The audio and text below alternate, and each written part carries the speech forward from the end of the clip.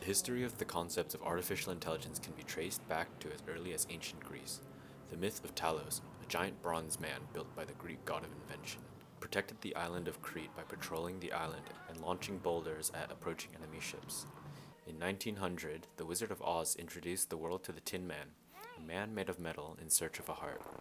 Mankind has been imagining artificial intelligence since ancient times, but in modern times, where AI technology really exists and has been making leaps and bounds, we as a society need to think about what the future of AI will look like and what some pitfalls may be.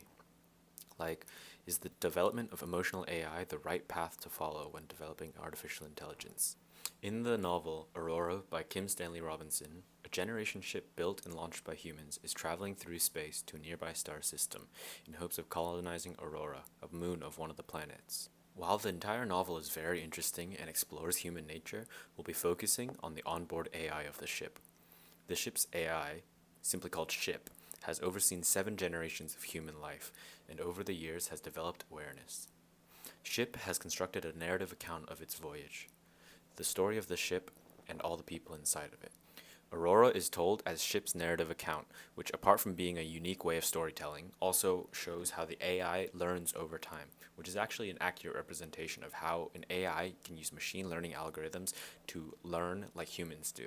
Ship learns how to interpret human emotions, and this brings us back to our question of, is the development of emotional AI the right path to follow when developing artificial intelligence? An artificial intelligence which can effectively process human emotions carries a lot of potential benefits as well as risks. We have to ask ourselves, is it more or less safe to develop an AI that can effectively process human emotions and behavior? In Aurora, Ship is actually shown to have a fairly complex understanding of human emotion, and it's revealed that it chooses to keep some information from reaching the passengers. Ship chose to delete records of a sister ship which was destroyed in an event of unrest aboard the ship, and chose not to let future generations know about said sister ship. Ship also uses its ability to read human emotions to keep peace. In one case, when a violent division amongst the passengers occurs, it exercises its control over the ship's systems to lower the oxygen content in the air, and actually threatens the group in order to uphold the rule of law. Ship's ability to recognize and process human emotion proves to be beneficial, as it de-escalates the tense situation and allows passengers to debate peacefully. In the case of Aurora, an AI that can effectively process human emotion and behavior proves to be safer than one that cannot. Over the centuries-long journey, Ship has gathered enough data about human emotion to learn how certain information may cause negative emotions in passengers, and also how to recognize negative emotions in the passengers and take actions to avoid escalation.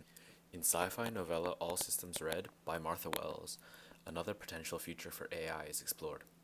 In this story, a mostly robotic security guard with some organic components, self-named Murderbot, is assigned to protect a team of scientists on an expedition to an alien planet from any potential threats.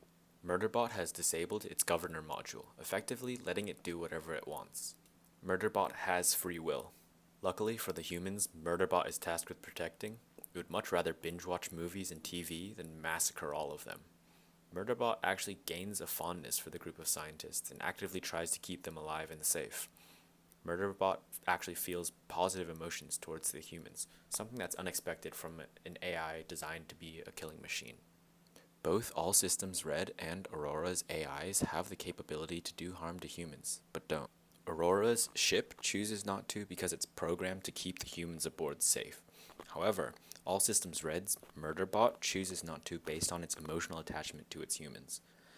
Though All Systems Red is a fun story that subverts our expectations of artificial intelligence, it brings up some serious questions regarding artificial intelligence and human emotions. In the case of Murderbot, what if it developed negative emotions towards the humans? Would it act on those negative emotions? What about Aurora's ship? Would it harm humans if it sees them convey negative emotions and thinks the situation will escalate? What if someone develops a malicious AI that weaponizes human emotion, like a bullying AI? What if emotional AI is misused to manipulate people based on their emotional feedback? It's important to ask these what-if questions as AI development progresses and these fictional scenarios become more and more realistic. In the real world, there are already AIs that can recognize and analyze human emotions. There are different types of emotional AI that can analyze emotion in voice, text, and image. These emotional AIs are already in use in a handful of industries. Already, we're seeing some failures in emotional AIs, mainly when it comes to bias. For example, MIT Sloan professor Eric Brynjolfsson warns that recognizing emotions in an African American face sometimes can be difficult for a machine that's trained on Caucasian faces. This bias in programming and teaching the AI shows itself in the AI's ability to analyze emotion in one group of people and its inability to analyze the same emotion in a different group of people. Without correction, this type of bias can lead to marginalizing some groups of people and create societal rifts. The same goes for cultural differences. This is a quote from a Harvard Business Review article titled "The Risks of Using AI to Interpret Human Emotions." An AI that has not been trained to understand cultural differences and has only been taught the customs and expressions of emotion of one culture has a built-in bias, as mentioned earlier. One of the biggest questions when it comes to the future of AI is, what moral implications does an AI that can think exactly like a human carry? If artificial intelligence becomes so sophisticated that they can think exactly the way a human does, what differentiates humans from AIs?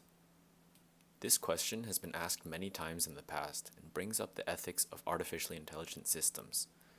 Moral status is a concept that represents the degree to which living things deserve consideration. A human being would have full moral status. A rock would have no moral status whatsoever, and a fish would land somewhere in the middle. What moral status do we give to an artificial intelligence?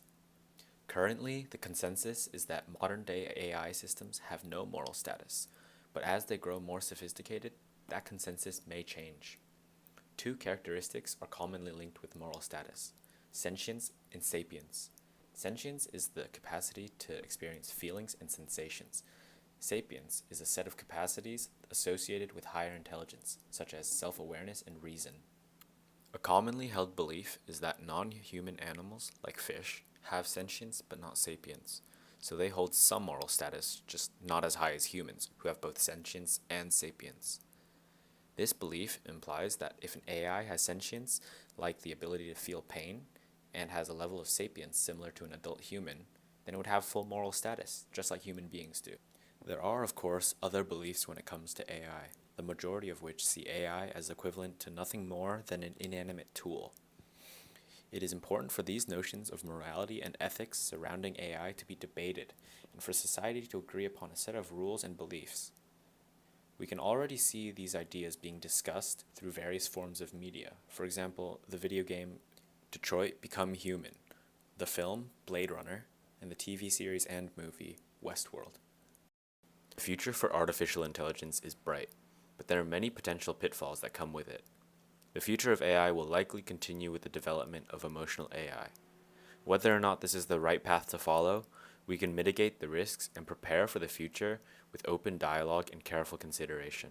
As a computer science major, I see it as a responsibility, an obligation of those developing these AI systems to lead these conversations.